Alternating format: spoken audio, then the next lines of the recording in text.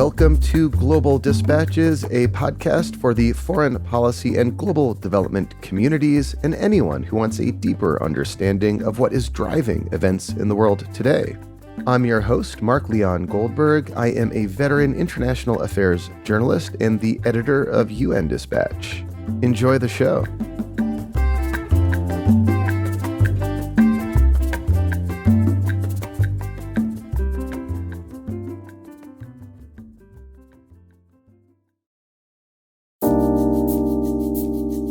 When it comes to podcasts and podcasting, and maybe life in general, I have this philosophy that a rising tide lifts all boats.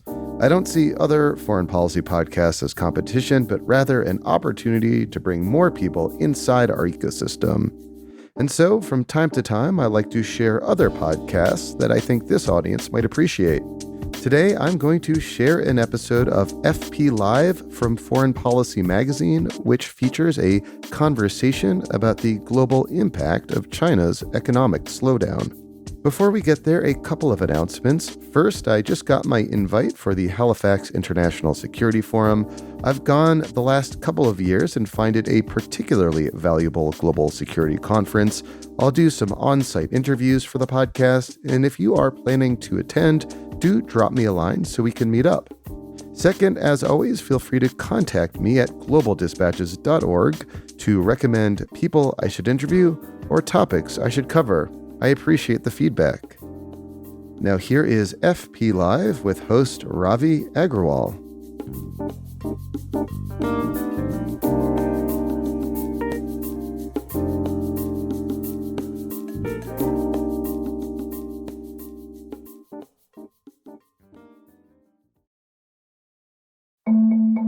Hi, I'm Ravi Agrawal, Foreign Policy's Editor-in-Chief. This is FP Live. Welcome to the show. China's economic rise over the last 4 decades has been unprecedented. In many ways, it shaped the world we're in today. And just as China's rise had immense impacts in that country and around the world, its slowdown will also have important implications. But how much will China's growth actually slow? Data is always so murky with China. The World Bank says it expects China's GDP to expand by just 4.4% in 2024, missing the government's official target of 5%. And behind all of that lies a spate of troubling economic indicators. Property sales have declined. Debt has soared. Exports are slipping. Foreign direct investment is declining. A fifth of the country's youth are unemployed. And in response, Beijing is limiting its release of economic data. For those of you joining us for the first time, we often take subscriber questions on these tapings. If you're not a subscriber, but you've been waiting for the right moment, we have a big 50% discount going. Go to foreignpolicy.com, use the code FPLIVE when you check out. So, as I said, China's a difficult country to decipher, but I was joined by 3 terrific China experts who know the country and its economics well. Lingling Wei is the Wall Street Journal's chief China correspondent. She lives in New York now, but she spent a lot of time in Beijing, and when she was there, she was the co-author of a terrific book, Superpower Showdown. Adam Posen is the president of the Peterson Institute and a past guest on this show. He's made waves recently with a big essay on how China is suffering from what he calls economic long COVID. And James Palmer, of course, is the author of FP's weekly China Brief newsletter, which I urge you to sign up for. Let's dive in. So, Adam, I'm going to start with you. You memorably used the phrase economic long COVID to describe what's going on with China's economy right now. Explain what you mean by that. Thank you for having me back on Foreign Policy Live, Ravi, especially with these 2 other great guests. The key thing in making economic analysis, I believe, is trying to say conditional on what. Is something just a random variation? Is something a change in a trend, a particular incident? And so there's been, since my article came out, a lot of focus on bad data from China. And as you pointed out, There's some very scary long-term data on demographics, on youth unemployment, things Lingling and James have written about. I coined the term economic long COVID because I do think we're at a turning point. And the turning point is not just the ongoing slowdown of Chinese growth as they've built the economy and fewer people are moving from the informal agriculture to the urban sector. Economic long COVID, in my view, is what happened after COVID. And it's a persistent drag on consumer and small business behavior. So in the sense, not to be too morbid, but that you're sluggish and your immune system is weird for some people after they've had COVID. Now, why do I make this analogy? First, what puts me onto it is the fact that most other economies, including Asian economies, including the other large economies and high-income economies, had a real boom when they reopened after COVID. Most forecasters expected such a boom in China. We didn't get that. We got a brief uptick. And then when I started looking into it more, we saw a huge shift of Chinese households, Chinese small business cutting way back on their purchases of durable goods, on their investment, and putting more and more of their savings into savings accounts, liquid assets, rather than just investing abroad. Now, some of that, of course, is they have a real estate problem.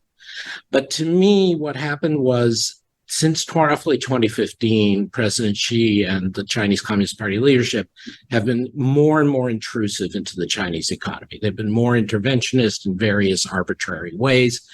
Everyone was aware of the famous interactions with Alibaba, with various tech companies, various moguls. For the average Chinese person or household, this wasn't in their face, because if you were, unfortunately, a Muslim Uyghur, if you were a democracy protester, yes, the state got in your way. But for an average Han Chinese person going about their business, there was what I called no politics, no problems since Deng Xiaoping. They would just let you get on with your commercial business as long as you didn't do anything political. And suddenly with zero COVID, it's in everyone's face just how arbitrary and powerful the Communist Party could be. Everyone knew that. But suddenly people on one side of the street were in complete lockdown and the other people were not. And this would be made in very arbitrary seeming ways by the party powers. And so this, to me, has induced, I would call it an immune response, essentially, of the private sector to government stimulus programs, to government announcements, because they're never sure how they're going to be implemented, when they'll be reversed. Because remember, even when they reopened after COVID, as Lingling and James have written about, they initially said, oh, we're going to do this slowly. And then suddenly on a dime, they reopened completely in late November, December. So there's been this series of shocks.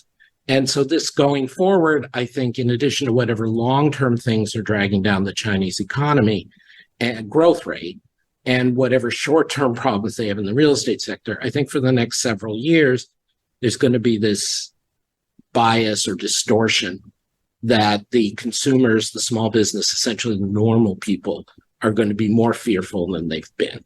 And that is something we've seen in other countries in Latin America, in Russia, in Turkey, when an autocrat basically walks away from letting commerce take place. Lingling, let me bring you in now. I mean, you live in New York these days, but you've lived in China for many years. You've covered its economic rise. You've covered the slowdown of the last few years. Some of what Adam's describing is a stifling of, the animal spirits in the economy, of consumer sentiment. Is that what you see as well in your reporting? I agree with what Adam just described. And, I do feel like, we are at a turning point for China's economy. China's economy for most of the past 4 decades has consistently defied economic cycles, right? When some slowdown occurred, the government immediately responded and then, dragged the growth out of the funk. So, but now we are in a period of time when, the economic slowdown is going to be many years to come. Now the debate is over whether or not it's a protracted slowdown, lower growth rates, or a more worrisome collapse of the economy, because of the risks we are seeing in the financial sector and property sector. Adam talked about the hit to private sector as a result of government's interventionist policy. And I completely agree with that. That's definitely what we have seen over the past few years, especially since 2020. It really is one measure after another. Alibaba, Tencent, the private tutoring sector, you name it. And most recently, we have seen the kind of a clampdown on foreign businesses in the name of national security. So all that is pretty obvious and it's very disconcerting. I would just add that obviously a lot of other issues are kind of long time, many years in the making, especially problems in the property sector, problems triggered by the kind of over-reliance on investment. That problem really predated Xi Jinping. But I do agree that President Xi Jinping probably has played an outside role in creating the situation we are in today, precisely for the issues Adam raised, the hit to private sector. So I just wanted to add a few points on the longer term structural problems that been, there for China for many years, ever since probably, in mid 2000s, and really escalated after the 2008-2009 global financial crisis, after China really launched a massive stimulus program, that led to overbuilding and overborrowing. So those problems were already there by the time Xi Jinping came to power in late 2012. And he came to power with a lot of promises, right? And, people thought, a lot of people in China wanted a strong leader at the helm, a stronger leader than Hu Jintao. And the hope was not for to see the kind of control we're seeing today, but the hope back then was finally someone who's strong enough, who's decisive enough, who could push through a lot of changes the economy badly needed, like, remake the economic model to make it more consumption driven, just like the United States economy, and less driven by investment, less driven by debt. So that's the kind of hope a lot of people in policy making circles had, a lot of private business people had. But over the years, we really didn't see that happening. As a matter of fact, as Adam pointed out, kind of backpedaled on a lot of reform promises. Private sector got squeezed even further. In terms of property, right now, people gave Xi Jinping a lot of credit for finally being willing to take on the sector.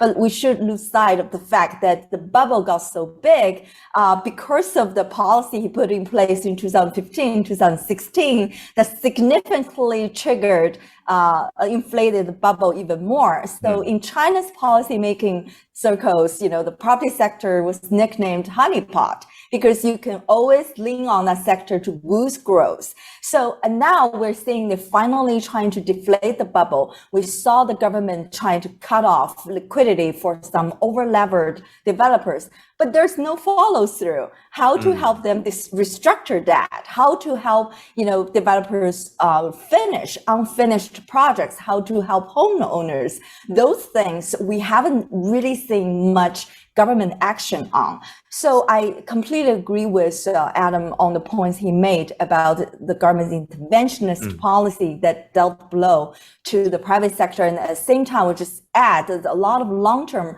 structural problems like debt, like property, have always been there. And the government hasn't really done much to help solve those problems as well. Right.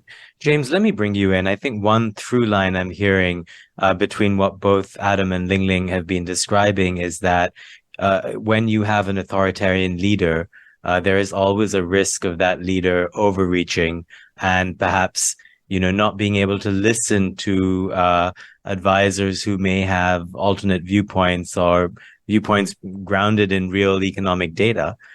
But I want to ask you, how likely is it then that she could reverse course or find an alternate path? One thing that surprised me with the COVID lockdowns, for example, is just as draconian as it was, suddenly he sort of reversed course when I think Beijing got a sense that there was public resentment and anger. So authoritarians can reverse course when they need to. What's your sense of how much they're engaging with these criticisms, with the data we're all describing, and how could they try a different path? So I'd say with zero COVID, the reversal came about essentially because they realized that the current policy was literally impossible, that the numbers were spreading too fast, that COVID had broken containment / the public resentment had reached a peak.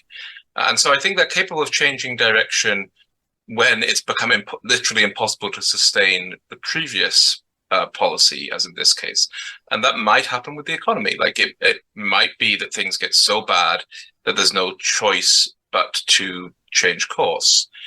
The worry I have is not so much that Xi isn't listening to people himself, but that he's created an atmosphere where nobody will speak up in the first place, and where the space for discussion around economic policy, and especially around the ideological aspect of economic policy, has been so constrained. And for a long time, it was relatively open. It was very vigorously discussed in the 2000s, even in the mid-2010s, partially because most of the Communist Party doesn't understand economics.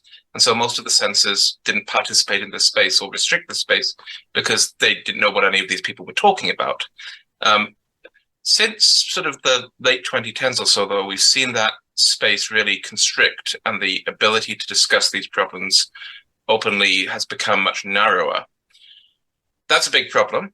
It's a big problem in terms of the ideas coming up. It's a big problem in terms of the willingness to tackle hard problems. I think a little bit more space has opened up as a result of the crisis this year, but whether anybody's going to be brave enough to actually say we got it wrong before, or whether you're going to have these kind of framings, which is always, of course, Chairman Xi Jinping's policy was completely correct up until 2023, and now his new policy, which should be this, will also be correct.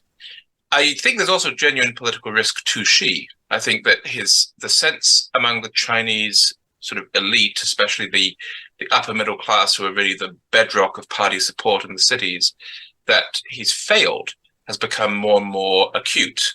Now, is there anything that anybody can do about that under a very tightly controlled party and surveillance state? Probably not.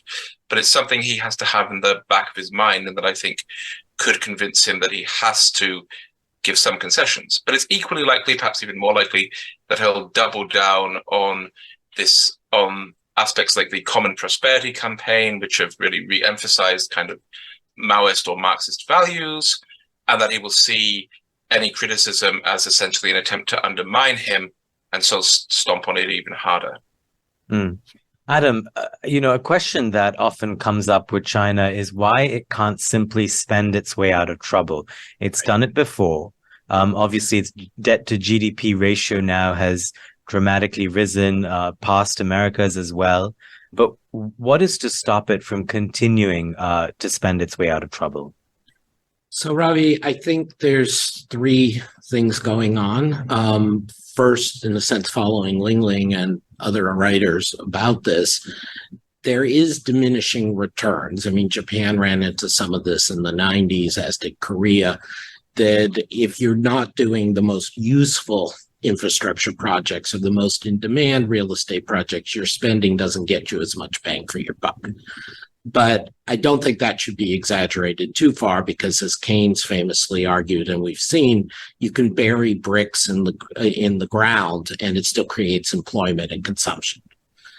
So it's there, it's less efficient, but not. A second issue relates to James's points about political matters, that Xi has a lot of control. He's making decisions with his small group of elite and smaller set of information sources in a certain ideological context. And again, I'm not the expert in this, but I rely on others. But it's very clear from his speeches, about eating bitterness, about toughening things up, against welfarism, that he doesn't want to do handouts. He's worried about creating. He sounds almost like Reagan in the 80s. He's worried about creating this sort of culture of dependency. And I just want to point out that's not entirely new. If you go back to Ezra Vogel's great biography of Deng Xiaoping, there's long descriptions of how between 79 and 92, Deng was, of course, in charge, but was still going back and forth with, I think it was Chen Yuan, who was very much arguing, don't do stimulus, it's empty calories, not in those terms. So there's that. And so, but to me, the reason they can't spend their way out right now is because of this economic long COVID. So on the one hand, that diminishes significantly the response of any cuts in interest rates or subsidies to buy autos, both of which have been tried recently. The private sector, again, I want to stress the households, the small business people are just not reacting to it because they just don't want to tie up their money and they're worried it could change or be differently implemented at any time. But additionally, I think this reinforces a tendency, which my colleague Nicholas Lardy of Peterson identified a decade ago, to put more and more emphasis on credit and spending by the state-owned enterprise sector. And she, I think, I'm just interpreting from the outside, sees lack of response to stimulus for the small, normal private sector, is worried ideologically about reinforcing bad habits. And so he starts putting more money into the state-owned enterprise sector, into reinforced by the national security concerns that obviously foreign policy writes about a lot, to be self-sufficient, to be not dependent on the US. But anyway, you put all that together and you get a cycle where she is spending more money to less and less effect and reinforcing the concerns of the private sector. And so it's not necessarily a death spiral, but it is a feedback loop that makes it harder for them to spend out. I just want to add one last point, though. On the pure economics of it, I want to emphasize the rightness of your question, which is as bad as the banking sector problem is, or really the real estate sector problem is, as messed up as local government finances are in China, which our colleagues have written about, they can spend their way out if they decide to and they design it right. They're designing it wrong, and therefore it's becoming less and less effective.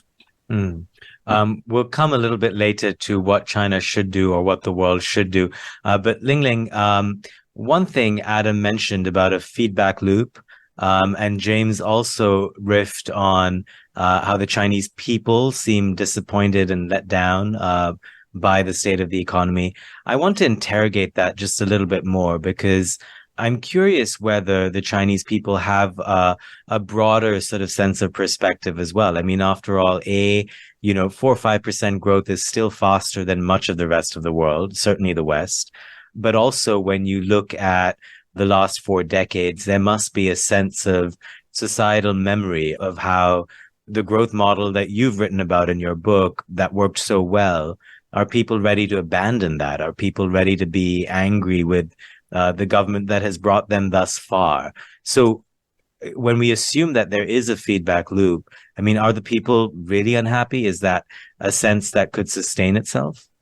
If there is a one word to describe the mood in China these days among ordinary people, private business owners, or others, the word would be downbeat.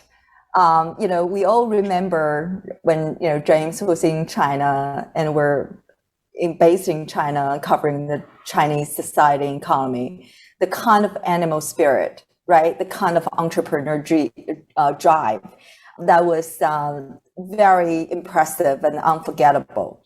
So these days, the biggest problem faced by China's economy really is the lack of confidence. The confidence is really at the lowest level since the late 1970s, when Deng Xiaoping launched the Reform and Opening Initiative. And why is that? It's because, for most of the past 4 decades, the overarching political agenda had been developing the economy. And the Chinese people knew that, a better life for themselves, for their children would be totally possible as long as they worked hard. There are plenty of opportunities. So that really unleashed this kind of animal spirit, entrepreneur drive that powered Chinese innovation and private investment in China. So yes, the investment-driven model really worked for a long time for China because China was poor. They needed a lot of infrastructure. They needed a lot of factories. And then gradually, the government also kind of,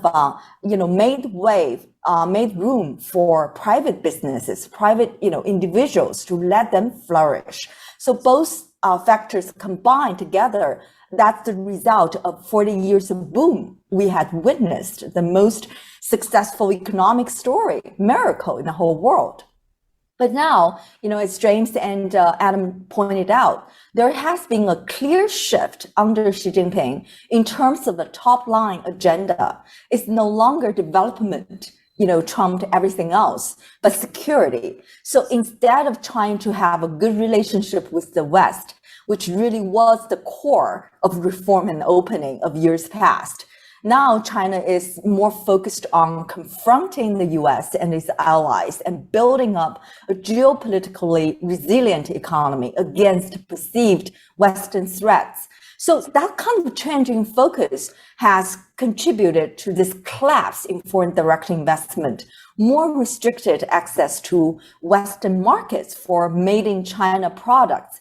And all that has really dampened confidence in the economy. That's partly why, people are not expanding investments too much. They're not consuming too much. So this kind of, lack of confidence in China's economy is really, based on our reporting, one of the biggest problems faced by China today.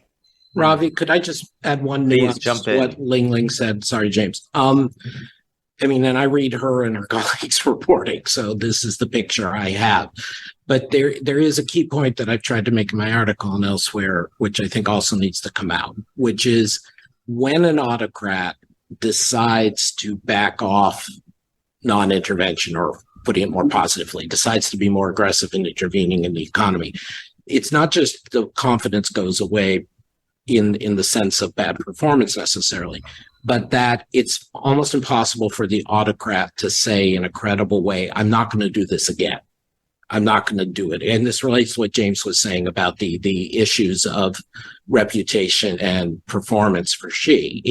He can say, I didn't make a mistake before, I didn't make a mistake now. But the key thing is, even if he says, we're going back to letting in foreign direct investment, or we're going back to letting private business do things, it's not credible. He's crossed the line.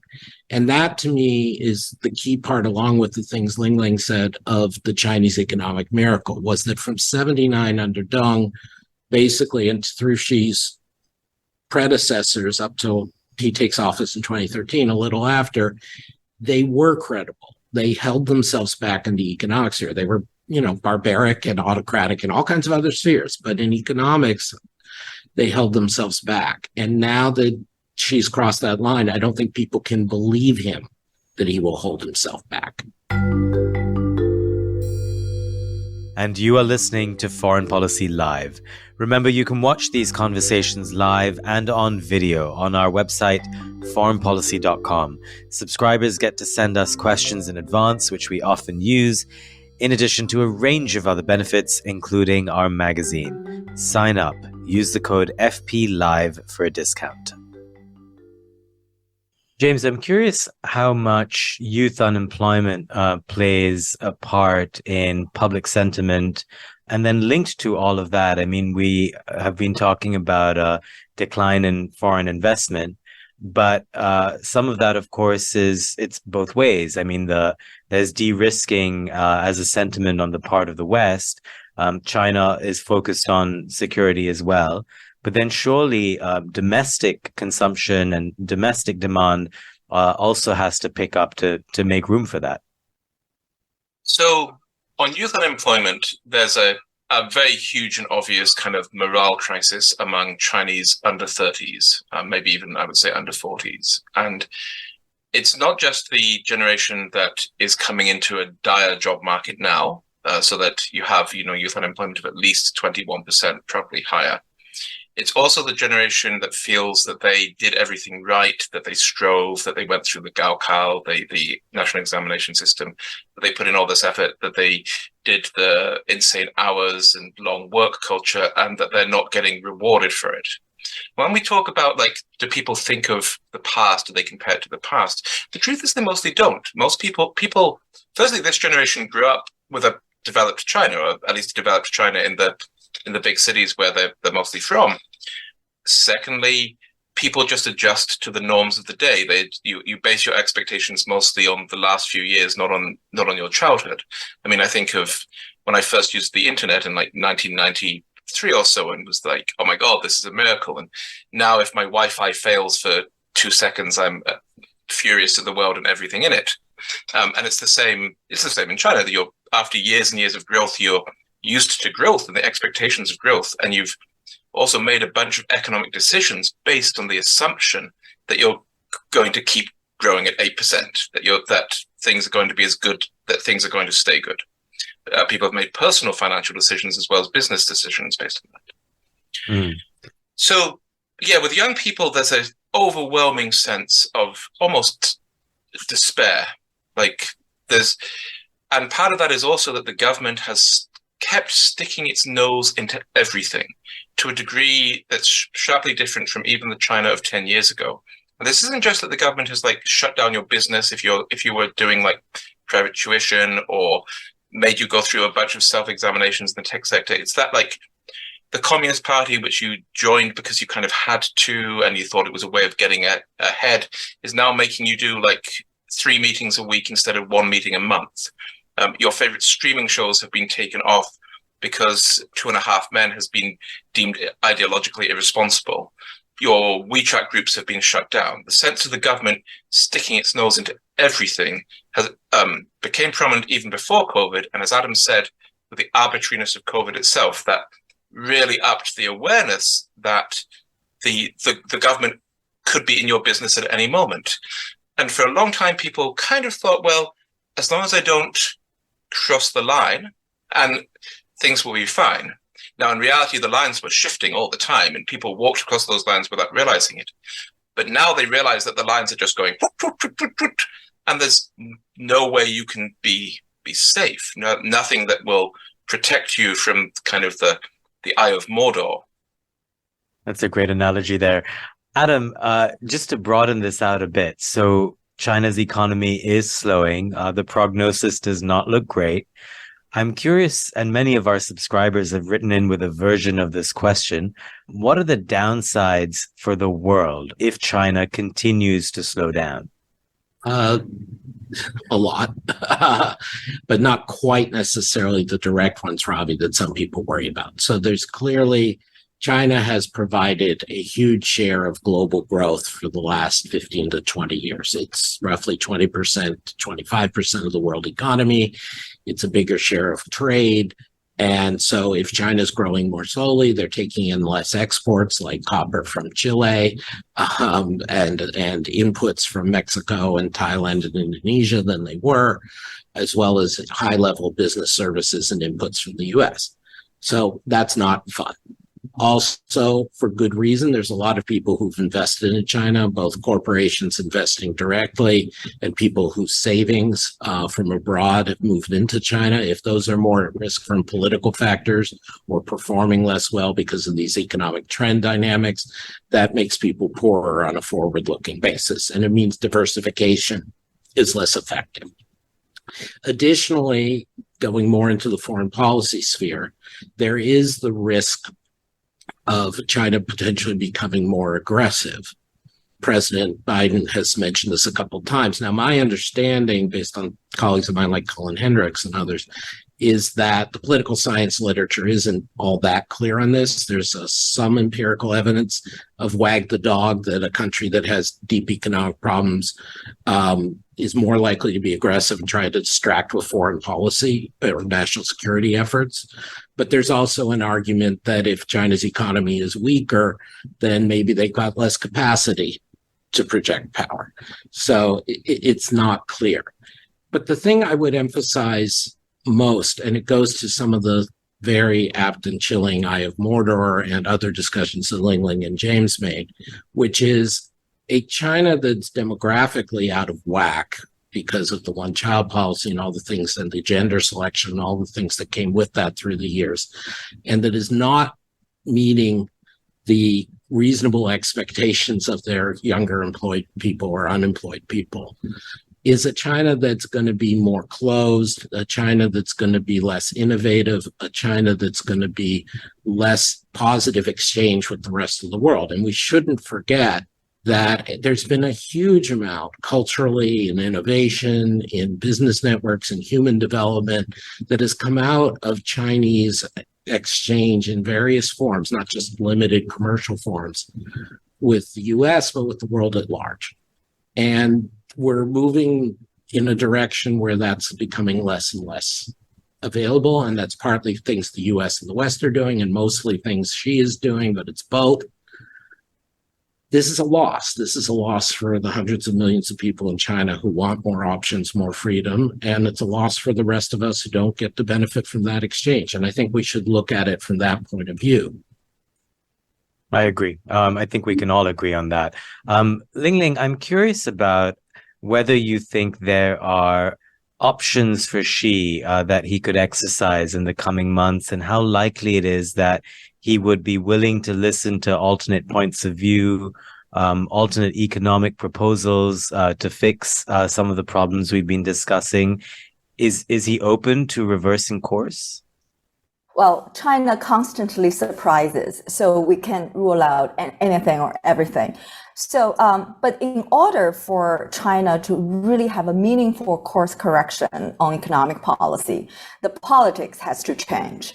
At the very highest level, the focus for the party, for the government, has to change back to economic development, back on the path of reform and opening Deng Xiaoping started. For now, we're not seeing any signs of that happening. Down to more detailed policies, we need the government to not just talk about supporting private sector. We need the government to actually taking specific measures to support the private sector. And in terms of property sector, we need the government to really figure out, have some follow through on their existing policies, how really help the developers restructure debt and allow the losses to be allocated among different stakeholders. But for now, we're not seeing any signs of any meaningful course correction happening. The biggest reason for that is that, Xi Jinping is very determined, right? For him, the biggest priority is this great power competition with the United States and its allies and partners. To that end, he has many demands for the kind of resources China has now. A lot of people have debated over how much fiscal space China has for stimulating the economy. The answer really is not that much. If you consider Xi Jinping's other demands, other priorities, for example, defense spending needed for surveillance, spending needed for Belt and Road and other related objectives. All those things, in order to implement all these priorities, there's really not much left for stimulating the economy.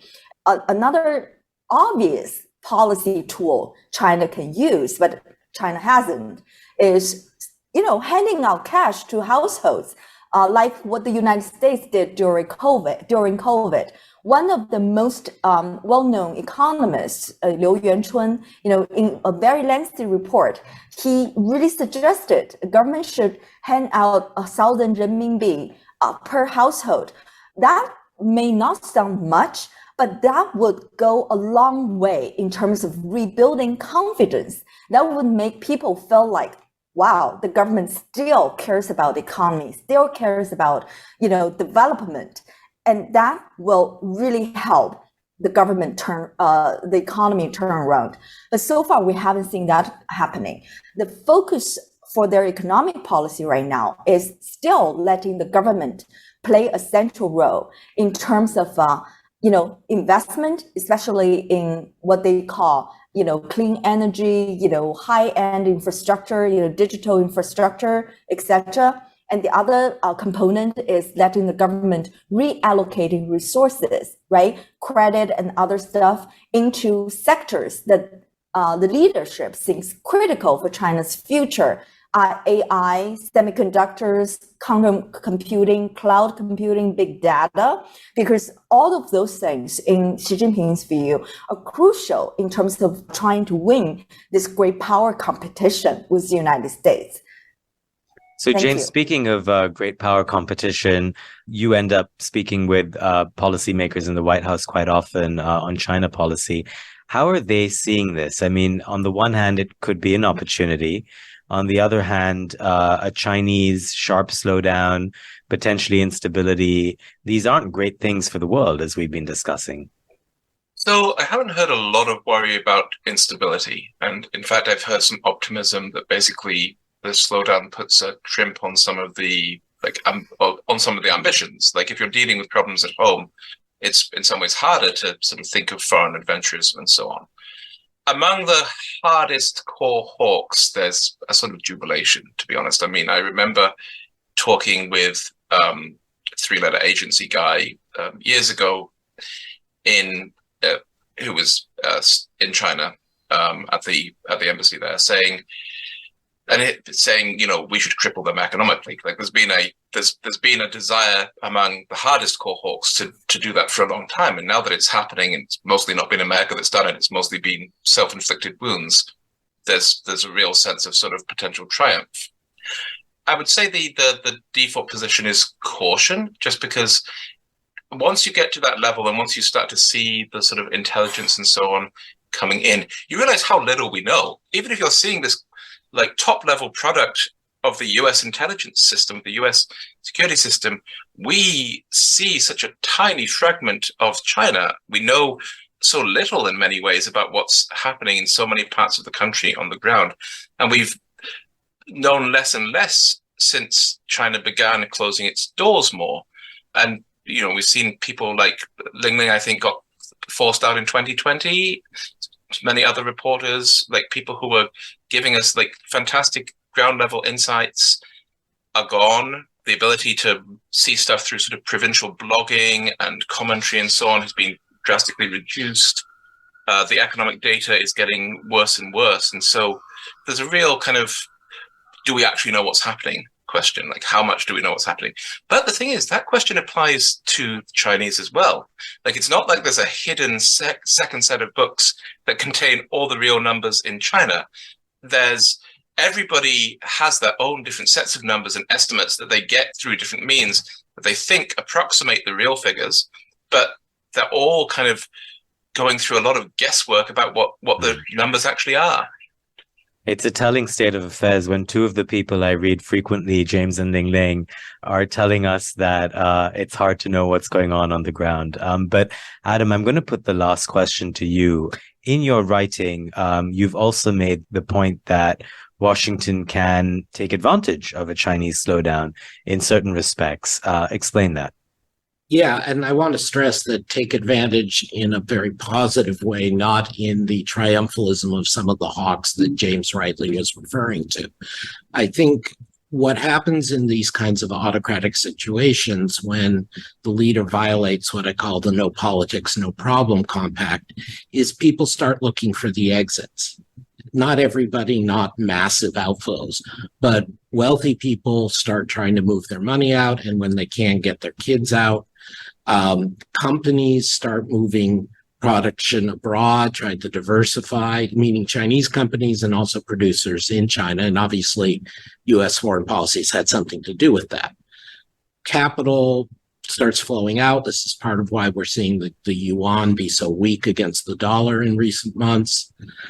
Intellectual property. If the U.S. were to reorient its policies, as I put it, for a bumper sticker towards suction, not sanctions, it would be to both our and the world's advantage, because it essentially puts pressure on Xi and the Communist Party leadership to either accept that there's going to be outflows, or they end up like their forebears, autocrats in the Soviet Union and Latin America and elsewhere, putting up more barriers to try to stem the outflows, which we know then makes people more nervous and more eager to get around them. This also emphasizes that our fight, to the degree we have a fight, certainly our challenge, is with the Chinese Communist Party, not because we have delusions we can take down the regime, but that it's with them, not with the people, not with private commerce. And then it's also better with allies, because we're not trying to police them in how to behave vis-a-vis China. We're trying to induce Chinese private sector to do its own adjustment. And the final point I would make as an economist is this is much better for the US economy and for the world economy than putting on the barriers and the tariffs. So I would encourage, and I've tried with less access than James, to reach people in the Biden administration to rethink. This is the kind of strategy we used against the fascist regimes in the 30s. This is the kind of strategy we used against the Soviet regime. And to go with the important points you were just talking about perceptions, you should remember that we totally misperceived the economic strengths of the Soviet regime until very late in the 80s. We totally overestimated Japan in the 90s.